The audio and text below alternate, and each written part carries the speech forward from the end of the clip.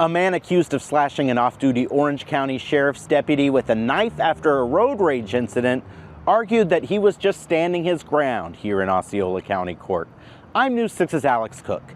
Daniel Sakowicz did not deny pulling out that knife. He didn't even deny cutting the deputy. But he says he was the one who felt threatened, and he acted out of fear to protect himself and his wife. When I step out, I see him still approaching.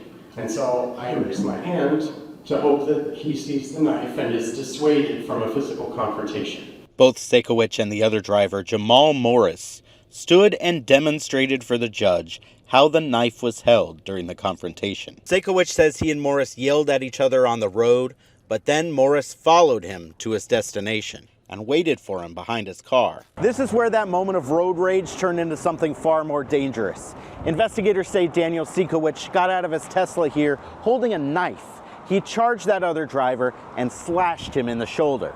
That's when the other driver pulled out his gun and revealed himself to be an off-duty Orange County Sheriff's deputy. Sakowicz was arrested and charged with aggravated battery with a deadly weapon. He says he spotted a gun holster on that off-duty deputy's waist and his Marine training kicked in.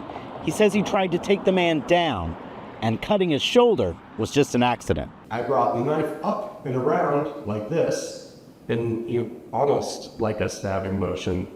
But it wasn't with the intent to stab him. It was to wrap him up. The reason he grabbed this knife was to prevent this individual from trying to attack him, his wife. In the end, the judge was unmoved.